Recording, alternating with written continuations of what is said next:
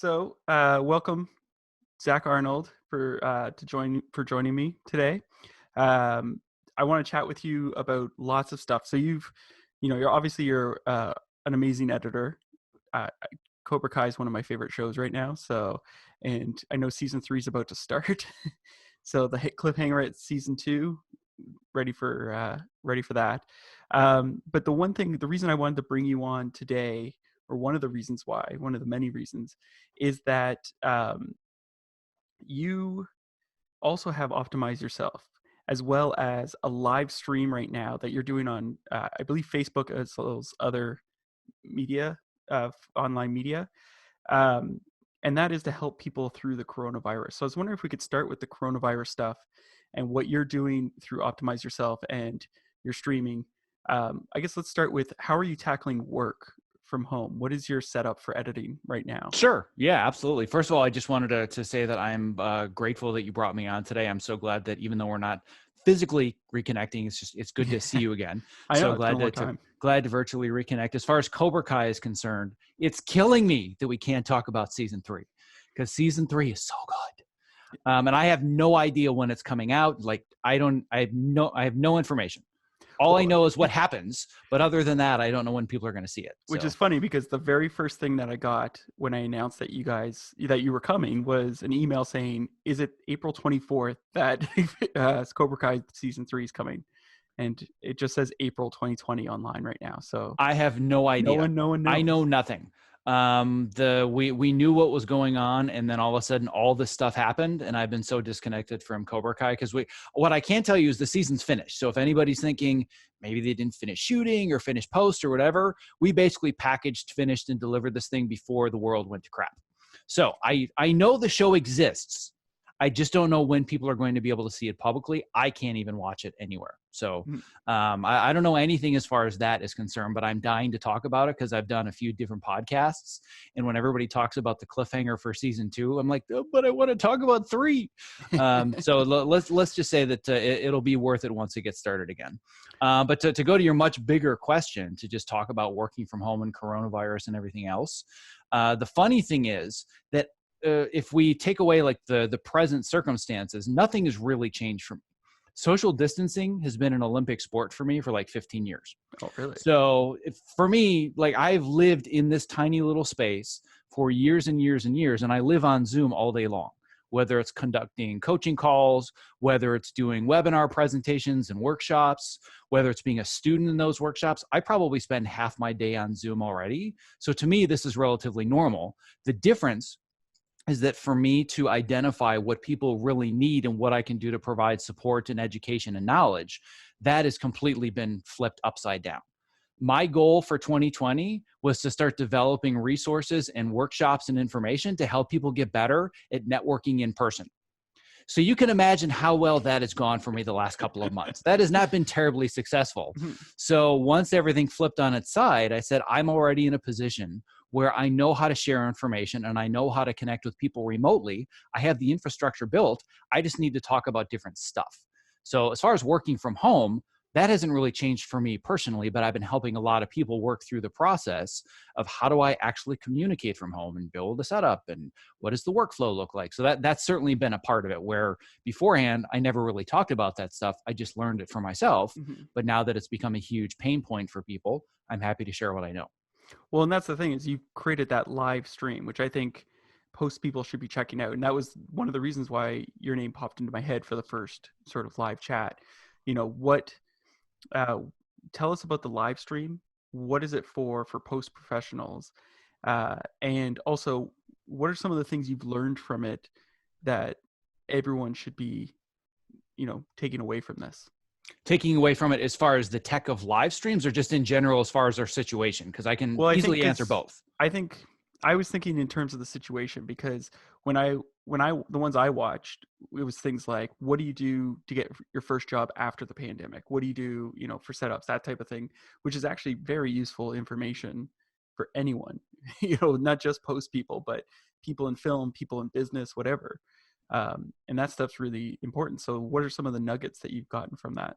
Sure. Yeah. We'll to back up just a little bit and answer your initial question. What are the live streams?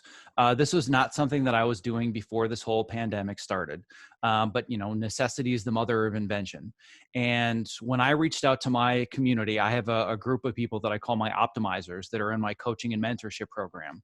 And the way that that works, very, very briefly, is I'm on Zoom with them every morning, Monday through Friday, different various groups in different stages of their career, and we talk through our challenges. And up until the pandemic, our challenges were, well, I need to reach out to somebody via email, or I need to find the structure of my business. This is an S Corp or an LLC, or I'm really not very productive and I procrastinate and I need time management skills, right? So it's all very practical stuff to move their lives forwards. But once everything started to fall apart, I realized that what everybody needed more than anything else at that moment was community. So I thought to myself, what if I just brought everybody onto a Zoom call that's in my whole program? And I wasn't able to get everyone, but I was able to get it, like 15 or 20 people. We all got on a Zoom call, but then I thought to myself, the strategies that we're talking about right now apply to a much larger group of people. It's not just where they are specifically with their career advancement. So I started to look into, what does it look like to live stream something? And I realized, oh, it's really as simple as you go into Zoom, you click the stream to Facebook button, and you add a few special keys and passwords in Facebook. So other than the setup phase, it wasn't really that prohibitive, and it didn't even cost me any money. It just cost me time to figure it out. So that was the genesis of why I'm doing these Friday, I call them community Q&A calls. So I do these Fridays at 1 p.m. You can see them for free, either on my personal Facebook page or on the Optimize Yourself Facebook page. And it's just me talking on Zoom with my internal community, and then also taking questions via the Facebook comments. But what we've been talking about is we've just kind of, the idea is, first of all, me checking in to just see, how are people? That's always the most important question I ask. How are you? Because that's not an easy question to answer right now. And what I would do is get a consensus of where people are in this stage of them adjusting to this new normal that we're dealing with. And I said, all right, this seems to be the consensus. Let's tackle this problem. So the first one was, I'm just so wrapped up with anxiety and fear, and for some outright paranoia. How do I start to minimize and reduce that? So that was our first conversation. How do we disconnect from the news? How do we recenter ourselves? How do we forgive ourselves for not automatically being more productive? Because I think one of the things that's happened is everybody's saying, oh my God, I'm home all the time. I've got nothing better to do. Well, now I feel all this pressure to learn and take classes and be hyper productive, but emotionally I'm not in a place to do that. So So what that were was some what, of, sorry to interrupt, what were some of the things you learned for calming people down? Because I've been on phone calls with some people who are very stressed. And in fact, I have a lot of students I suggested check out your stuff, because they're emailing me overstressed with Mhm. issues and trying to get their projects done, but also the fact that they don't know if they're going to get a job this summer to pay Yeah, off next then, year. and that's a big issue for everybody, is the uncertainty, not just of I'm not working now, but the uncertainty of when can I even look for work again? None of us have ever gone through that before. Mhm. Everybody that's in a creative industry that works as a freelance professional, we all know that feeling of, where's the next gig coming from? I'm going to finish a job, I don't work full time, and I don't know when the next job is coming. That's a very familiar feeling. However, knowing that there is no work and we don't know when there's going to be work again is terrifying. So that's the unknown. So where I started on just the most base rudimentary level is that if you find yourself consumed by everything that's going on, you have to disconnect. There's a certain level of information that we need just to understand what's going on in the world. So my first reaction was, I don't want to be on Facebook or the news. I don't want to touch anything, and I want to shut it all off. And I realized in about 4 hours, well, that's not possible anymore, because they're changing quarantine rules and this and that and the other thing. And I realized, okay, in order for survival, to make sure that I and my family get through this, I do have to know what's going on. I have to stay current with current events. But I had to budget my time accordingly, so I didn't spend 12 hours a day doing this. Oh my God, this happened. Oh my God, this just happened. Oh my God, oh my God, right? That's Yeah. what happens. We devolve into this fear. And because we are so hyper connected to technology, my hypothesis is that one of the reasons that this didn't happen 5-10 years ago, some of the other similar pandemics or viruses, so to speak, is because we have social media, which is the gasoline on the fire. So we start seeing things happening 5,000 miles away, and we go into panic mode immediately. So disconnecting is the first thing that I had everybody do, and disconnecting responsibly so you still know what's going on. The next area that everybody has the most fear and anxiety is not so much about, am I going to get sick? It's how am I going to make any money? That's really what people are a lot more afraid of than the actual virus. Mhm. So what I've done is I've walked them through a very simple process where they get a better and clearer picture of their financial situation. For some people, the end result is scary. And for other people, the end result will actually reduce a lot of anxiety. So I have a couple of blog posts that walk people through this, and I'm working on a third part to it now. But the first part is the one that really anybody would want to look at. And they can just go to my site, optimizeyourself.me/budgeting. And the idea is you need to understand what's your sleep easy number right now. What's the bare minimum amount that it's going to take me to get through a month? And I'm not talking to make sure you maintain all of your streaming services and all the cool stuff that you're doing and these subscriptions and being able to eat out. I mean, I have a roof over my head. I can still make sure that I'm not going to have a car repossessed or whatnot. And I can eat and I have heat or air conditioning, just basic living expenses. What's that sleep easy number? Now let's look at how much money I have available to me in all of my various accounts that I may have, and then do the math and say, how long do I really have realistically, if I trim down to my minimum, before I'm out of money? And when you understand how much runway you have, for most people, it alleviates anxiety. Mhm. So I provided like a full budget template that somebody can download in Google Sheets. You basically plug and play the information. It does all the math for you, and it will tell you how long do I realistically have with zero income. And then the next step is that I wrote a full post to help people understand what are my options for stimulus packages. And if your audience is, I'm guessing some are, if not all, in Canada, your No, situation is, we're in the oh, so US, you're Canada, all in the we're US, worldwide. Canada as Yeah. well. So I have a fair amount of Canadian students in my program. It's night and day. Yeah. Everybody in the US is like, I can't get into the website and it's crashing and I don't know if I'm getting my money. I don't get it. And people in Canada are like, yeah, I applied in like 90 seconds. Piece of cake. Yeah. And I'm just like, really? Right? You guys have Yeah. healthcare, you get the stimulus, like Yeah. way easier for the Canadians. Yeah, there was something about the way they set it up. They had a team come in, and apparently you should take you like 90 seconds to a couple minutes, and you should get it within 2 days. It's Yeah, all yeah. streamlined. I hate all of you. I hate all of you. You have no idea the nightmare that it has been for I've me and heard. everybody. Yeah. It's awful. Like I'm going through the same thing where it's taken me almost 2 weeks to get my application through for what's called the Paycheck Protection Program. Mhm. Because the website kept crashing and they didn't get the documents, and then the passcode they changed. It was just this whole thing, right? It was a Yeah. technical nightmare. I finally get it through, and I get a notice saying the government is out of money and we're no longer supporting this program until there's a new stimulus package. I'm like, really? So it's so I go through all those various options for Yeah. ways that people can apply, with the very clear caveat all over the website. I have no idea if any of this is going to work, but I at least give people the options, right? So that was the next major step, is helping people understand what are my financial circumstances. Because if you realize, oh, I've actually got maybe 3 or 4 months before I truly have to worry. So that buys me a little bit of breathing space. So now what do I do with my time? Mhm. So that's been another huge area of conversation, is how do I actually structure my time now that I know I'm working from home? I most likely am not going to get any new opportunities soon. And for those that are still working from home and employed, they're in a different situation, but most people aren't at this point. So the question is, once you're emotionally ready, what do you actually do with your time? So that's been a big conversation as well. And that's kind of where we are in the process of our community Q&As right now. And what we're actually going to be talking about tomorrow, not tomorrow, actually, it's today. Like everybody else, the days all start to blend together.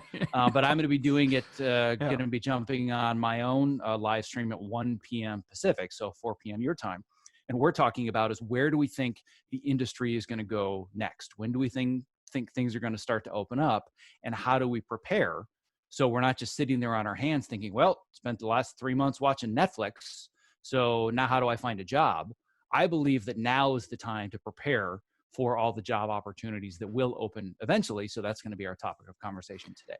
Now I'm getting a lot of messages here. Some people want to talk about Cobra Kai. I think you have a fan base Whatever here. you want to talk about. It's your show, my Now friend. there are certain things you can't talk about in regards to season 3. So Yeah, I can't talk about any story points in season 3. So that is something we have to I can talk about process. I can talk about workflow. I can talk about Exactly. creativity. But if they're like, what happens to Miguel? Yeah, I can't That's answer that question. that's the first question. Nope. Sorry. Someone asked if Miguel's dad appears in season 3, or will Miguel return to Sam? So we can't talk about that stuff. Yes, I would say that just record the following. No comment, and just hit the repeat button over and over and over. Now, I've got to ask your process is very interesting, because you and I've gone through your process before, in that it's similar to your optimize yourself. You've optimized your editing. So that's something I think a lot of young students would benefit from, and a lot of people just getting into the industry would benefit from. How do you optimize your editing for Cobra Kai? Yes. So one caveat I want to give is that I have not optimized my editing. I am continually optimizing, right? I never reach a state where it's like, yep, it's perfect. I'm done. I'm always trying to find ways to iterate and just make the process better, right? Mm-hmm. My approach is a little bit different than the way that the industry works as a whole, where they think that we are extensions of our machines, and the harder and the longer we work, the better output that we're going to give them. I don't subscribe to that philosophy, and frankly, science has disproven that any of that is useful anyway. Mm-hmm. So my approach is that I want to be as effective with my time as possible. So I work less, but I'm doing better work in that amount of time. And that's basically because I don't want to spend my entire life in front of a computer. I want to spend my life with my kids and my family, and going out and training for American Ninja Warrior and doing all the other stuff that I do when I'm not in front of an edit station, right? Mm-hmm. So my approach is always, how do I take whatever this stage is, whether it's dailies, whether it's notes, whatever I'm working on at that time, how do I do better work, but do it in less time? So whether it's using Trello or communicating via Slack or how I organize bins, like there's a million things that we could go into, but the fundamental mindset is, how do I do this better, but in less time? Okay. And now we have a new question that says, how long does it take to shoot one episode for Cobra Kai? Yeah, so that's a good question. It's a little complicated with Cobra Kai, and it's actually becoming this way for a lot of television, where they're doing what's called crossboarding or block shooting. So what that means is that over the course of, like, our show is 10 episodes. They don't shoot episode 1 and then episode 2 and then episode 3 and so on. They shoot them in blocks of 2. And they do this for various logistical reasons. But the idea is that they shoot 2 episodes at a time. So they'll shoot 1 and 2, which means that on any given day during that block, they could be doing 2 scenes for episode 1, 2 scenes for episode 2, whatever it is. Mm-hmm. So there's actually 5 blocks throughout the season. And I believe each block is 15 days, 16 days. So on average, it's about 8 days per episode. Okay. And do you, because the way I've seen that done up here is, as the editor, I would get this block of 2 film episodes, and then someone else. So I'm assuming you guys have something like an Avid ACE set up so that you can share footage if it needs to be swapped around. Or Yep. So we have an Avid Nexus setup. So we're all on shared storage. And obviously, I think a lot of that is going to change going forwards, because I think even when we start to leave our quarantine, there's going to be a lot more remote working. So that may or may not be the case going forwards, but at least the way that it ended up, yes, we were all in one central office space. We had an Avid Nexus. Everybody was connected to it. What we do a little bit differently is we're not responsible for blocks. We still have a standard episode rotation. So for example, on season 3, I did 1, 4, 7, and 10. So I did the premiere, did the finale, and in the middle I did 4 and 7. And then another editor did 2, 5, 8. Another editor did 3, 6, 9. So we're not actually doing the blocks, and there's a lot of various logistical reasons why it works out better doing it this way. Now I've got a couple of questions that have come up here. One of these questions, it's kind of an interesting one, but I'm not sure.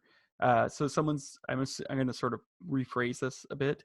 So I apologize to the person listening, but they're wanting to know, with regards to Fiverr, should students coming out of film school or coming out and just getting their start take jobs off of Fiverr? If they want to work on really, really low budget stuff, and they want to build clientele of clients and directors and producers that have very low expectations, and they see you as a commodity that they can use and discard, absolutely you should use Fiverr. If you want to actually build a lasting career where you're going to be able to learn and grow and work on higher quality stuff, you should not devalue yourself on a site like Fiverr, unless it's something you can do on the side to either make some extra cash or to learn some new skills. Mhm. So if you're looking at it as your career path, I think that's a really bad way to look at it. If you're looking at it as a way to supplement your income and supplement building skills, I think it can be a nice thing on the side. But no, I don't think you can build a fulfilling and lasting career on Fiverr unless you just want to be a commodity. You're basically an Uber driver, but for, delivering graphics or edits or whatever. Yeah, and I would second that, especially since everyone I've talked to is always said the same thing. They're like, once you know where you want to go, so let's say I want to, work. Like I have a student who really wants to work for Blumhouse, Hmm. and I'm like, okay, well then you need to start gearing your career that way, because if you're going to work on indies in Canada, you're not going to be seen by Blumhouse, right? You need to start looking at how to get to the States, how to get into that circle, how to work with those people. Otherwise, you're wasting your energy. Yeah, Uh, I couldn't agree with that more. Just if it's okay to just to yeah, expand yeah, on that a little bit further, this idea of Blumhouse versus Fiverr, there's a way to combine these two. So I mhm, love the specificity, not of I want to work on feature films or I want to be an yeah, editor, or the worst is, well, I'll do anything, right? Like yeah, that's yeah, the worst thing you can ever say in an interview or in a meeting or anything else is I'll do anything. So I love the specificity of I would love to work on Blumhouse films. That's great. So one way to look at it is if I want to go that direction, I need to start working on things that are going to build a resume and a body of work that represent things that Blumhouse would be looking for. But mhm, what if there's a project on the side on Fiverr for $50 where for a few days I can learn some skills that are going to make me a little bit better at something that would apply to working on a Blumhouse film? Well, then Fiverr might make sense in that one specific instance, mhm. but you always want to be driving towards building the right relationships with people that can get you in that door and building a body of work that eventually somebody at Blumhouse will say, oh my God, this work is perfect. You're a great fit for us. So it's all Yeah. about specificity.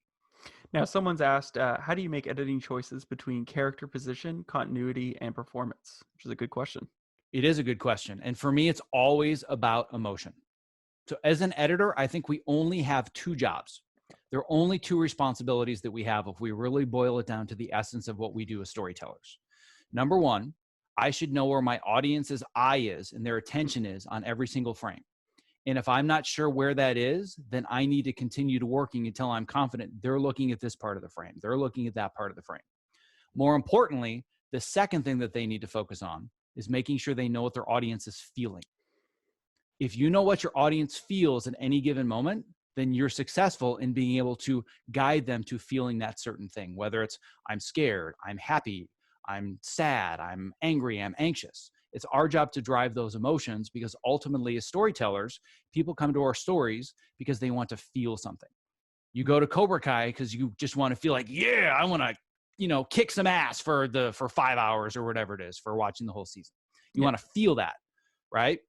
So it's my job to make sure people are feeling those certain things. So if it's a matter of character position, continuity, whatever, as long as the audience is feeling what I want them to feel and they're looking where I want them to look, I don't care about anything else. Mhm. So let's talk about continuity specifically. I don't cut on continuity and I don't worry about, well, their hand was here on the coffee cup and now their hand is here on the coffee cup. Don't worry about any of that until it breaks one of my two rules. If it takes somebody out because their eye is drawn to the wrong place and they were feeling something, and now because the continuity is so messed up, they stop feeling that because they're reminded Mhm. they're watching a manufactured world. Now continuity is a huge problem. But if it's the kind of continuity where you cut it for a day, a week, a month, nobody notices it, and then on your seventh watching, you're like, oh crap, he's holding the coffee cup in the different hand. Mhm. You see it, and you're never going to be able to unsee it. But if your audience is not going to catch it on the first viewing, let them experience the emotion that's already working and don't devalue emotion for the sake of continuity. Well, and that's why I always show students the Goodfellas scene where, why am I so funny? What the fuck's, Mm-hmm. and I show him that, and I'm like, up until the point where he snaps or he starts does that emotional switch or that tone Mm-hmm. switch, I'm like, the continuity is like perfect. And then as soon as that tone switch happens, it goes out the window. They just throw it all out the window. But it's a great example of, we're so emotionally engaged that we don't notice the continuity. We're so worried that something's going to happen to this character or something's going to switch that we completely, miss it.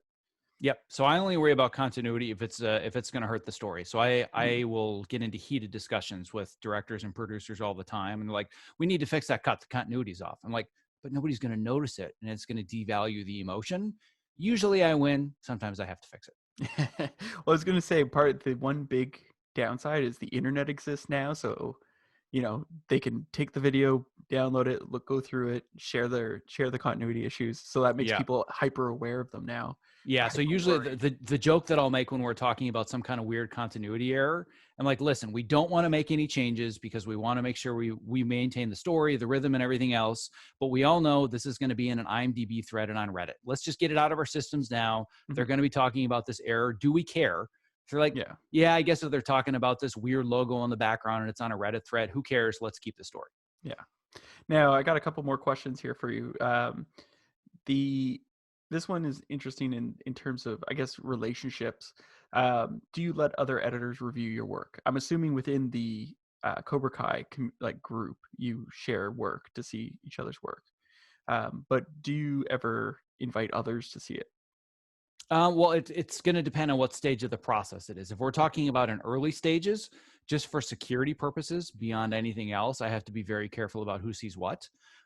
When you're internally working on a team on a TV show and you're sharing Hmm. episodes, there's collaboration back and forth all the time. So one of the things that I often do is whenever an editor finishes their editor's cut, that's just what I watch during my lunch break. Because I Hmm. want to know, first of all, what's happening in their episode, because I don't have time to read their scripts and follow everything that's happening in the season. So as a fan, I'm like, oh man, I can't wait to watch the next episode. And yeah, it's going to be rough and it's an editor's cut, but it's the one chance I have to experience it as a fan. Yeah. And then on a flip side, I will ask other editors, hey, did you watch, this cut of my episode? What did you think of this or that? Hmm. You have the follow up to this scene in your upcoming episode. Do you feel like we emotionally have consistency between what happened in this scene and what happens in your scene? So it's not an all day, everyday thing, but Hmm. there's definitely collaboration back and forth, and I'm fine showing my stuff to other people. But it's always a good thing to make sure to ask permission first. So don't just assume you can watch stuff. Say, hey, do you mind if I check out your editor's cut? I saw it came out yesterday. Yeah. Because a lot of editors are very precious about people seeing things early. So as long as you communicate about it and you can also reciprocate and let them watch your work, it's not that big of a deal. Well, and what's interesting is, I know I have a couple friends who work on Netflix shows, and one of them, what their team was doing was they would, because you're basically giving them like an entire series as opposed to like, here's episode one, in a couple of weeks we'll give you episode two. Um, what they did was they all finished their cuts to a certain point. Obviously, they didn't lock, and then they took an entire day and just watched every single episode back to back to back to make sure everything flowed, to make sure that the character arcs worked, to make sure everything was, the gears were working. And it's all about getting that feedback from each other in that sense. Agreed. And I think that's a wonderful idea. And on a Netflix show, they may have the time to be able to do that. Yeah. On a quick turnaround show like Cobra Kai, for us to be able to just say, we're going to shut down everybody's calendars for a day and just watch the show, like it's Yeah. impossible. We tried doing it with one episode. So season 2, we said, we're all going to stop down and have a viewing party. I think it was for either the season 2 premiere. I don't remember what it was. And just like those 2 hours of stopping down, our post producer was like, we can't do this for every episode. We don't have time for this. We're already running behind. Like, all right, fine. But I would love to be in a world where we have the luxury to say, let's just screen it like a feature film, Yeah. just watch it for 10 hours and see what we think. So it's a great idea. I've never been fortunate Lucky. enough to Yeah. work on a show where I had that kind of time. So Now I got one question which I already know the answer to this, but I want this person's, uh I think the person likes your work, so they're pretty excited. They said, "Is there a possibility that we could get 2 seasons of Cobra Kai in 1 year?" meaning I that think they like would that they would air seasons 3 and 4 together, you mean? No, I think they mean like season 3 comes out this month, Uh-huh. and then season 4 comes out in the fall. Oh, yeah, I mean, I can't speak to that specifically, but I would say Yeah. the chances of that are like so astronomically low because that Yes. it would require season 4 to be shot, Yeah. and nobody on the planet is shooting anything right now. Yeah. So the only way that's possible, and again, this is all speculation of me as a person and a fan not working on the show. The only way that happens is if they hold season 3 for another year until season 4 is ready. And I can't imagine they're going to do that. So I got a question here for you. Are your webinars open to the public? And can people participate? And then I would like to add to that, where can they go to participate or watch them at least? Yeah, so the live streams that I do, those are open to the public. Yeah, so the way to participate in a live stream, the way that you're doing now, where Gordon and I were on Zoom, so it's not like you're on our Zoom call, but you guys are participating because you're seeing a stream passively on Facebook. Exactly the same way for my calls. Just go to my personal Facebook page or my Optimize Yourself Facebook page, and those are I've been doing them at 1 p.m. Pacific on Fridays. And I'm going to essentially be doing them until the stay-at-home orders are lifted. And I'm assuming it'll be roughly the same time, Canada, US. Like, I know that there's all kinds of controversy around when individual states are going to open up and whatnot. But I think in general, it's all going to kind of happen together-ish. So until the stay-at-home orders are lifted, you can find me on any of those platforms at 1 p.m. on Friday. If you want to listen to them afterwards, and you don't want to participate and drop in questions during those, I release them as podcasts. So I have all of my previous community Q&A calls that are as podcasts, and they can just go to any podcast provider, search for Optimize Yourself, and they're just listed as community Q&A and then the topic. As far as participating actively, like being on the internal Zoom call, that requires being a member of my coaching and mentorship community. So that's paid. But as far as participating on Facebook, anybody can do that. Now I've got there's a bunch of questions just popped up for me, but I'm going to sort of mold two together here. This is one question that I've never asked you, and we've known each other for several years now. So I'm going to mold these two together. Who are your editing influences, and what do you watch for editing inspiration? Those are good questions. I would say that one of my favorite editing influences, who's also my editing mentor, would be Dodie Dorn. So she is somebody that she was basically the reason that I decided I wanted to become an editor. I saw Memento, and I was already into editing and had been doing it for years and enjoyed it. But it wasn't until I saw Memento that I said, I know exactly what I want to do with my career. And luckily I saw it my senior year of college. Maybe I'm dating myself there. But when I saw it, I'm like, oh my God, when I go to LA, I need to find Dodie and I need to figure out how to make stuff like this. And that's what I did. It's literally the first thing I did when I moved to LA after I got settled is I wrote a letter to Dodie Dorn. She and I connected, and she's been my mentor and now a friend for almost 20 years now. Wow. So Memento is a big one. As far as what I watch, it kind of runs the gamut. So my process is kind of the same no matter what it is that I'm doing. I find a topic and I put on blinders and I become obsessive about that one topic. So if I get hired on a show, then all I do is watch shows or movies that are like that to get inspiration. So it's not necessarily do I have a specific editor inspiration or specific shows or specific styles. If you were to look at my IMDb page, you'd say, what is going on with this guy's resume? I mean, it is all over the map. Like I've got like urban stand-up comedy stuff, and I've got like dark character stuff, and it's all over the place. So for me, I just look at whatever the opportunity is that I either want at the time or that I've already gotten, and I just do a deep dive into that specific style. So it's kind of all over the map. Okay. Now, another good question here is, any tricks to keep your eyes fresh? And the person says, I can edit something to perfection and then watch it a week later and the rhythm feels off. Yes. So the best answer to this question is you can't edit and work on something nonstop continuously. So on a daily level, and this is something that I know you and I have talked about in the past, I move around constantly. I'm always changing my position, and I work in what are called focus blocks. So there's this concept called deep work. And for anybody that's listening, I actually have over an hour's worth of my deep work masterclass. There used to be a paid masterclass as part of my program. I'm just giving that away for free because of present circumstances. So if somebody wants to go way deeper into this topic, they just go to optimizeyourself.me/survival guide, and they get access to like an hour and a half of video training in this masterclass. The point being that I will work in these focused time blocks for 60 to 90 minutes at a time, turn off all outside distractions, lock my door, just crazy tunnel vision, but then I'll step away for 15 or 30 minutes. Then I'll work on something different.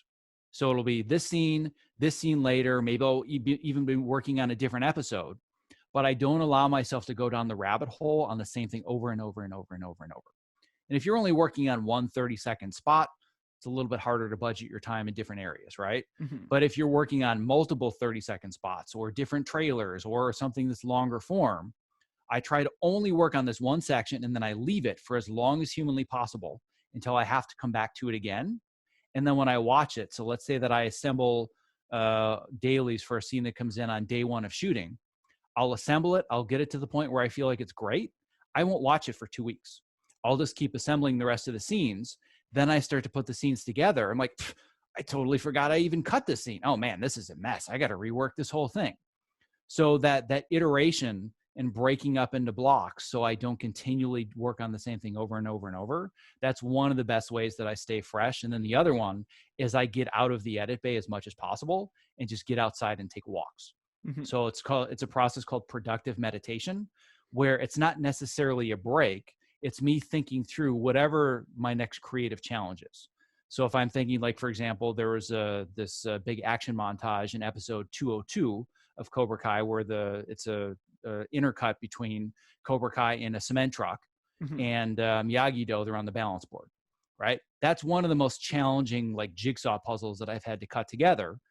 And I would spend hours just walking around the Sony lot, thinking through the cut in my head. So by the time I was in front of the timeline, I could just bang it out. And I was constantly coming back and forth. So you're never going to maintain objectivity as an editor. You just want to minimize how deep the subjectivity gets. And those are some of the ways that I do Yeah. it. Now this question is very interesting in that um, I think we've all been there, especially at the early stage of our careers.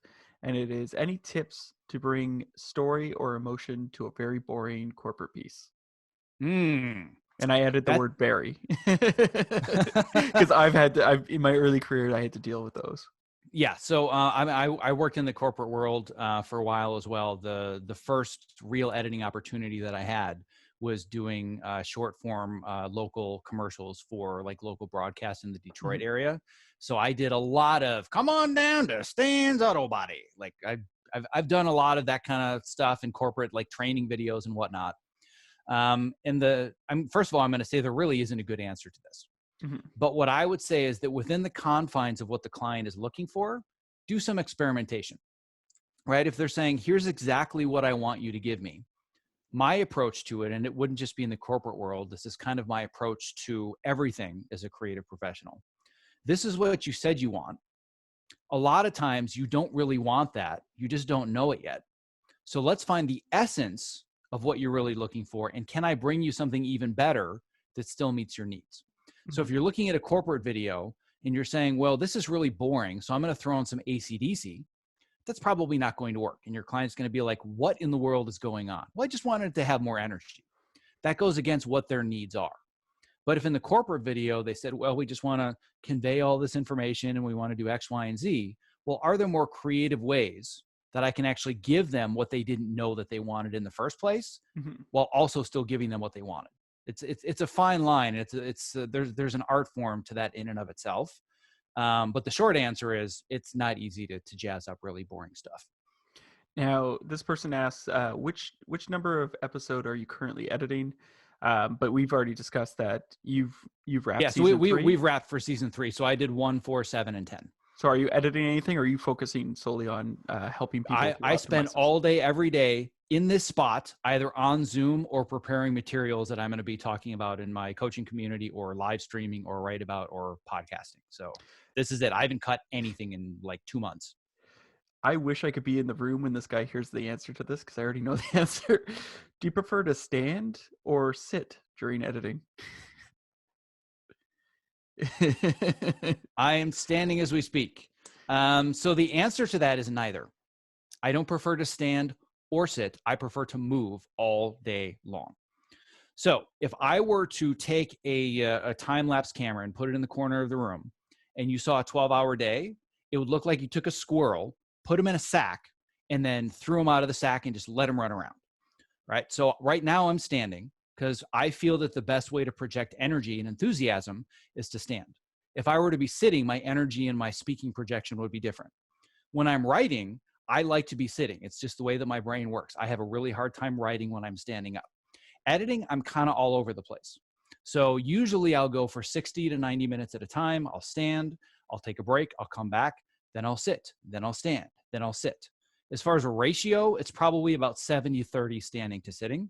But the key is that you need to be moving. So it's not about one position or the other. You have to change positions all day long. And do you still use the treadmill?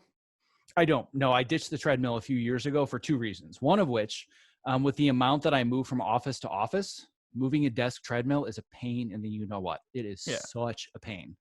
And then number two, it's really, really hard to be able to go between standing and sitting all day long when you have to move your treadmill.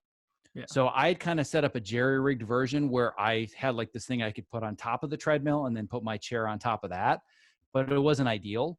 I loved what it did as far as being able to focus me while I was working and like slowly being in motion. It did help my creativity, but logistically it was so clumsy and cumbersome that I ended up not doing it. Yeah. No, and that was going to be, because I remember when you started doing the treadmill, I was like, that's crazy, but you were like, it really focused you. And yeah, no, it worked. It had the result I wanted it to, and I did it Mhm. for 2 seasons while I was on Empire.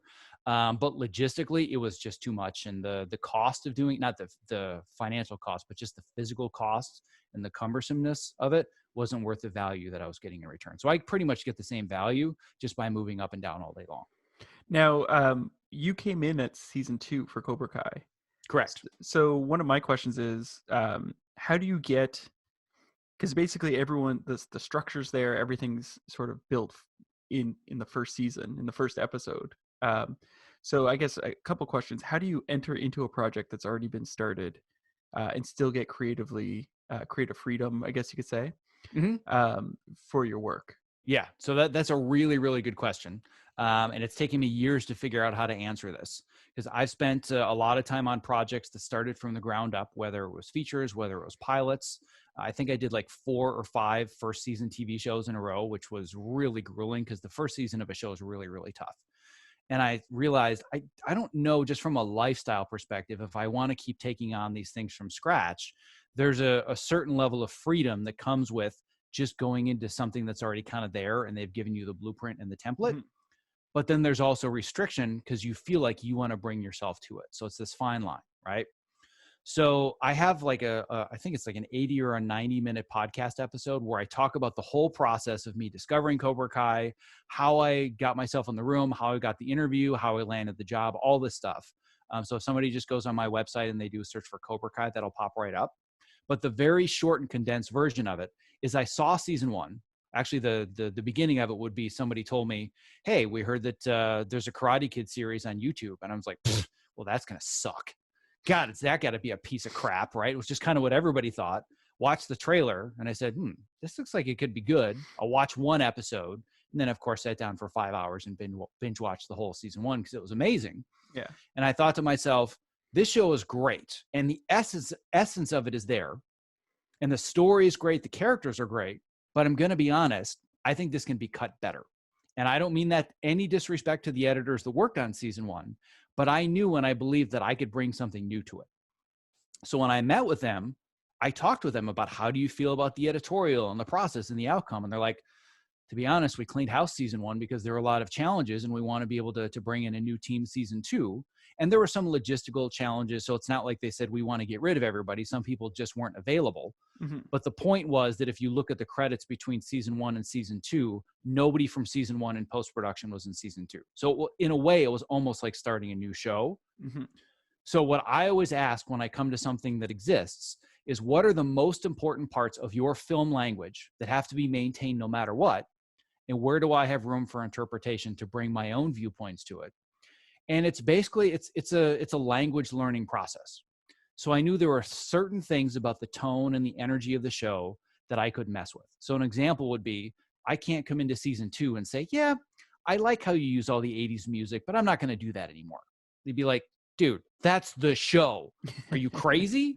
Right? So I know that that's a foundation. Tonally, it's largely built in the feeling of the 80s and nostalgia.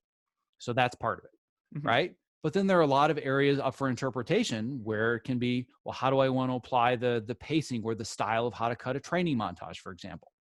Those are the kind of areas where I can bring myself to it. So and we actually talk about this at length in the podcast episode with the 3 creators of the show.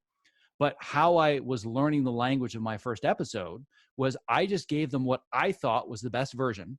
I wasn't being hypersensitive about, oh, I need to make sure I give them the exact show that they want. Mhm. This is how I would do it, but I'm going to second guess myself because I think they would want this instead. I think that can be a vicious spiral that can get you in a lot of trouble. So I just confidently said, here's what I think is the best version of this episode. Tell me what works and what doesn't. And they eviscerated it. I've never gotten more notes on anything in my life. But what that told me is here's the cheat sheet. Now I know what you respond to, what's important and what isn't. So a microcosmic example of that would be that having come from the network world, I'm very accustomed to making sure the audience knows where they are during the episode, Mhm. which means that most scenes start with an establishing shot. So they have establishing shots for all of their locations. So in my episode, I established all the scenes. One of their biggest notes was, why do you keep using establishing shots? Cut all of them out. We hate establishing shots. It doesn't mean I'm a bad editor. It means that I wasn't speaking their language. So once I learned that part of their filmic language is no establishing shots, well, then guess what? In future episodes, I didn't get that note because I don't use establishing shots. So it was just that over and over and over, learning what are they looking for in pacing? How do they feel about cutting out lines? How do they feel about restructuring scenes? Mhm. And you learn one step at a time. How do they speak their filmic language to be Cobra Kai? And where do I have room to help enhance their language? So it's an evolving process. Now I'm gonna use this as my last question, because you've been more than generous with your time. How do you manage editing and optimizing yourself? Like, how do you juggle the two? That's a really, really good question. That's a challenge that I've had my entire career, and it's frankly the reason that I built the program. And it's really all about understanding your deeper why. Mhm. Why is it that you're really doing this? And what are the most important things to you? And how do you prioritize accordingly? So when I was younger, like every young, fresh film school student, graduate goes out into the world, I just believed I was a machine. I'm just going to work 24 hours a day, 7 days a week, and I'm going to build a reel and a resume and no time for a girlfriend, no time for a life. Like I just want to cut, and I want to be successful. Worked out for 2 or 3 years until the human body said, yeah, that's not going to work so much anymore. And I realized that that wasn't a healthy way for me to live. So I had to start thinking about what's really important to me. Well, eventually, I want to be able to have relationships and I want to be able to have family. And then I went through the process of, met my wife and we ended up having kids. My career started to really expand and grow. And then all of a sudden I was hit with another one of those major brick walls. It's a very, very vivid image of when this exact moment happened. So this goes into this idea of finding your deeper why and how do you really know what to balance, what to say yes to and what to say no to. So I was working on season 1 of Empire. I was working on the season finale. And for anybody that maybe wasn't following Empire, that might be a little bit younger, season 1 of Empire was a huge cultural phenomenon. It was breaking ratings records of like 30 and 40 years in the network TV realm. And especially because we're now in the streaming world, people could not believe that we had an appointment television show that was on a regular network. So it was a huge deal. And we knew for a fact that what I was working on in that room was probably going to be seen by about 25 million people in the next 10 to 14 days. Sitting in a room where you've done the same thing your whole life, but thinking to yourself, oh my God, 20 million people are going to see the decisions I'm making in this timeline. That's nuts. That's amazing. I've made it, right? That same week, I was putting my kids to bed via FaceTime, which I was doing every night while I was on Empire. And my wife and my son, he was, I think, maybe 5 years old at the time, 4 or 5 years old. And they thought they had hung up and they hadn't. And my son said to my wife, why doesn't daddy want to be here to put us to bed at night? Why doesn't he love us? 5-year-olds don't get it. He thinks it's my choice. He thinks that I Yeah. would rather be doing it via FaceTime. And I just sat in the room on the couch and like, what am I doing? Like, who gives a crap if 25 million people are going to see what I'm doing in a timeline if this is the result of it? Mhm. So now I prioritize based on my much deeper why, which is that first and foremost, I want to be a present and good father to my kids. So what that means is if that's my deeper why and I need to figure out how do I prioritize editing versus real life, I need to think to myself, what are my lifestyle needs? And also what are my creative needs? So creatively, I want to work on complex, fun projects with engaging people, Cobra Kai being the perfect example. But if my lifestyle needs are such that I don't want to work 16 hours a day and I want to be a part of my kids' lives, that means that if I'm offered the next Avengers movie, I'm probably going to have to say no because there's no balance. Mhm. So with Cobra Kai, there's a lot of negotiation. Once I realized I wanted to work on it, once they realized they wanted me to work on it, I was very clear to them that, listen, my family is important. I know I'm not going to get home every single night. I know that my duty is to finishing the show, but you need to understand that family does come first for me, and I'm not going to live in the edit bay. And all three showrunners are like, dude, we've got kids. Do whatever you need to do. We don't care. So now I knew that there was an alignment between creative needs and lifestyle needs. But until you can identify what both of those are for you, it's hard to find balance because you're just constantly figuring out, do I say yes to this? Do I say yes to this? Do I say no to this? That's Yeah. how most people do it. But you need those priorities first. And I'm going to throw this one last question in, just because someone squeaked it in here. How did you reach out to the Cobra Kai team? Did you do it personally, or did you have an agent? Yes. So the answer to that question, again, in excruciating detail, is in the podcast that I have with the creators. But the very short version of it is I went on IMDb after I watched the first season and I scanned to see if I recognized anybody's name that worked on it. And I found one person that I had worked with in the past. I reached out to her and I reconnected, and then she eventually made an email introduction to the showrunner. So I did not go through my agent. But Awesome. really, the vast majority, if essentially, except for one opportunity that I have in my resume, all of it was through networking and developing personal relationships and not through my agent. Well, thank you so much for joining us here and letting us interview and letting all these people ask these great questions. You bet. I'm happy to be And here. where can they go? Because remember, today at 1 p.m. Pacific time, right? Yeah. So 1 p.m. Pacific time, I'm going to be doing this exact same thing, this exact same spot. I'll just be doing it with my my community, my coaching and mentorship community. So they can find that Mhm. on the easiest is just to go to my personal Facebook page. And you don't need to be a friend of mine. It streams publicly, so you don't even Okay. have to be logged in to be able to watch it. And Amazing. then more importantly, they can just go to my website, optimizeyourself.me, and there's all kinds of free resources and podcasts and downloads and templates, and there's tons and tons of free stuff on there. Amazing. Thanks so much. And enjoy your talk this afternoon. I will. Thank you so much. Yeah. Appreciate it. Talk to you later. Yep. Later. Bye.